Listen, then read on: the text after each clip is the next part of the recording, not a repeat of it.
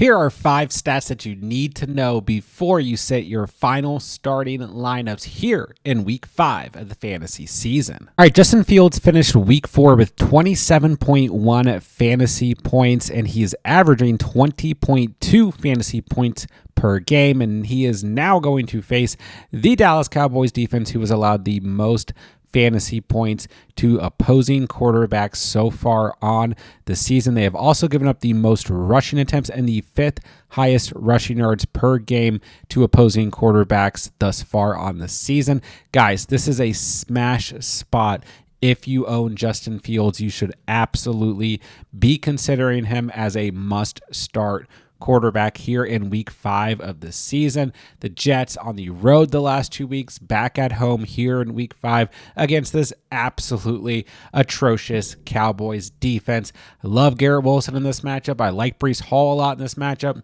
I like most of the Cowboys offensive starters in this matchup as well. This is going to be a really high scoring game where both offenses are clicking, able to put up points against two very porous defense in the Cowboys and the Jets defense. So we should expect points scored. Both teams trying to keep up with one another. Great spot. Should be a good game script for all the offensive starters involved here. But I really think Justin Fields, who kind of comes into the quarterback position as one of these players who you may have other quarterbacks on your roster in front of because you drafted Fields super late or you got him off the waivers. This is the week to go ahead and start him over almost any other quarterback on your starting lineup, unless you guys own a player like Josh Allen, right? So Fields, great spot here. I cannot overemphasize this enough. If you own Justin Fields, he is a must-start quarterback here in week 5 of the season. Next up, since the Dolphins acquired Tyreek Hill in 2022, 76% of quarterback Tua Tagovailoa's completions and 82% of his wide receiver yards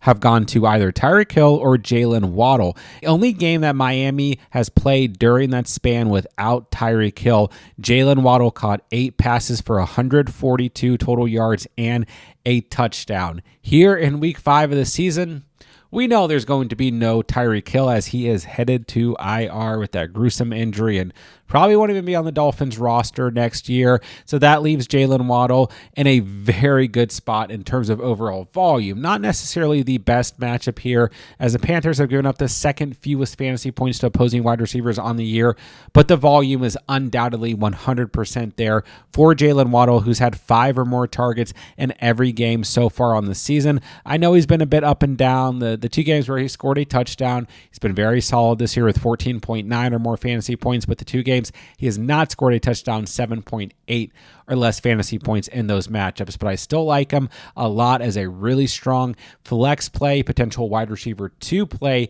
here in week 5 of the season. Because once again, you look at the rest of this offensive roster, like, yeah, we got Devon Achane out of the backfield catching passes.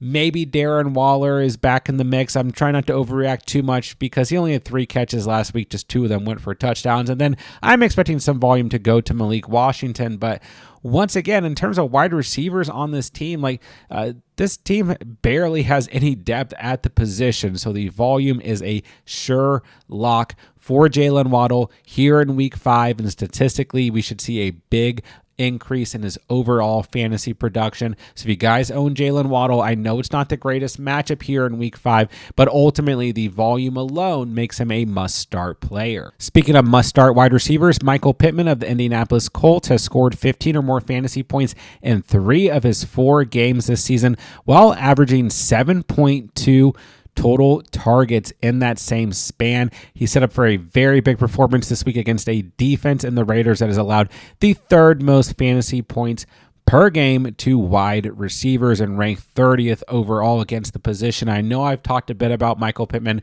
already on the week, but once again, we look to the one game he did not perform in this year, week 2, against Pat Surtain and the Denver Broncos. We weren't even expecting him to have a good game in that week 2 matchup. Outside of that, 15.1 or more fantasy points in every single game.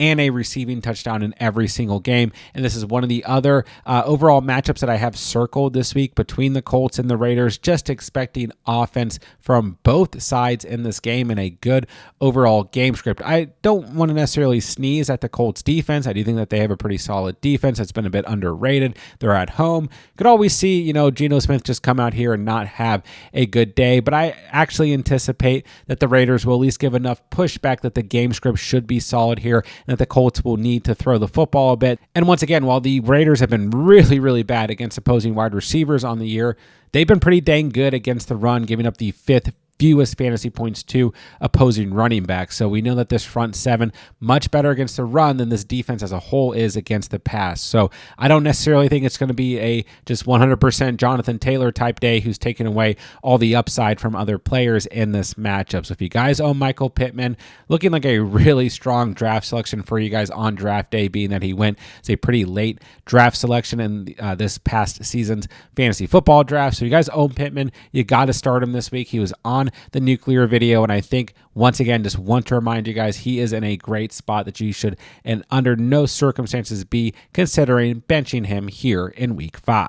And I am sticking by this call. Whether you guys want to head straight to Underdog and take the over on Pittman's total receiving yards, sitting at 56.5 receiving yards, or for Pittman to score a touchdown, I think both of these lines are absolutely great lines on Underdog here in week 5. And don't forget, all new users who sign up on Underdog using promo code THECATCH are getting a free NFL Pick'em to use towards NFL Week 5 action. Take that free Pick'em, take one of these lines for Michael Pittman, and both of those lines hit, you're going to automatically double your cash entry. And Underdog has a brand new exclusive offer to anyone who signs up using promo code THECATCH. Once you guys play through $5 on Underdog, you're automatically going to receive $50 in bonus cash to use towards Week 5 NFL action. And on top of that, you're going to receive a 50% deposit match up to $1,000. So make sure you guys sign up on Underdog using promo code THECATCH. That link is down below if you want to take advantage of all of their exclusive Week 5 NFL offers.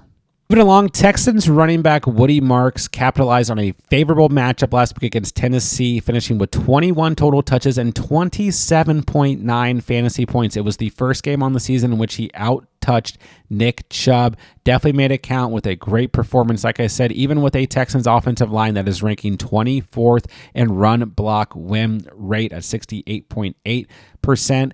But the big news here, of course, is that he's facing a Ravens defense that is worse than the Tennessee Titans defense against the running back position here in week 5 of the season. As a matter of fact, the Ravens have been the worst team in the NFL in terms of fantasy points allowed to the running back position. So I still think we will see some Nick Chubb in Sunday's matchup between the Ravens and the Texans. Still had 15 total touches this past week compared to the 21 touches that Woody Marks saw on the day. But once again, Woody Marks looks like the explosive back here, the running back who's going to be able to get involved in the passing game, be that receiving threat for the Texans. And at this point in the season, the Texas need whatever help they can get, it feels like, because the wide receiver room behind Nico Collins has just not stepped up to the plate. So if you guys own Woody Marks, once again, a player I've talked about throughout the course of the week already, I think he's locked and loaded in your guys' starting lineups as a very, very strong start and really should be considering him a must-start player. This Ravens defense is incredibly poor, not just against the running back position, but right now they are ranking bottom 5 against opposing quarterbacks, running backs, and wide receivers in terms of fantasy points allowed. This defense has a ton of injuries. They're playing like absolute Swiss cheese. If you guys own Woody Marks, you got to fire him up. And Nick Chubb sits around 73% rostered. I still think Nick Chubb is potentially a desperation start here in week 5 of this season as well. Once again, just based on the matchup as a whole. But the upside lies with Woody Marks. If last week was not the Woody Marks takeover in week 4 against the Tennessee Titans, week 5 against the Baltimore Ravens, go ahead and bank on it being the true Woody Marks takeover. Last but not least, the Kansas City Chiefs defense front ranks 31st in run stop win rate at 25.5%, while the Jaguars offensive line ranks 2nd overall in run block win rate at 76.5%. This is a huge advantage for the Jacksonville Jaguars on Sunday Night Football going up against the Chiefs, and it's a great spot overall for Travis Etienne, who once again I am considering a must-start player here in week 5 of the season. He's had 14 or more rushing attempts in every single game this year, 16 or more in 3 out of the first 4 games on the year. He's had a touchdown in 3 out of the first 4 games of the year as well. And he's had double-digit fantasy points in every single matchup this year. There should be no question about it whatsoever. Travis Etienne has to be in your guys' starting lineups here in week 5 of the season. And I still feel like a lot of people think about this Chiefs defense, think this is not a good matchup, right? Think about this run defense for the Chiefs that historically over the past couple of years has been really stout. But as you guys see on the screen, they are ranking bottom 10 against the running back position in terms of fantasy points allowed. And all the other things we just went over, this is a good matchup for Travis Etienne. And I know a lot of you guys who own Etienne, you're starting him anyways, especially in a week where we have 4 teams on bye week. But just as a reminder, he is locked and loaded in your starting lineup, and kind of like the buzz that we had maybe for a week or two there about Bashal Tutin getting involved. Well, Tutin last week had 5 total touches, and the week before he only had 6 touches. So he's involved to a degree, always has the chance to scamper in for a touchdown, but ultimately this is Travis Etienne's backfield 110%. So if you guys own him, don't be worried about this Sunday night matchup against the Kansas City Chiefs. He is still an absolute must-start player here in week 5 of the fantasy season. Here, guys, have it. There are my 5 stats that you need to know before you set your final starting lineup here in week 5 of the fantasy season.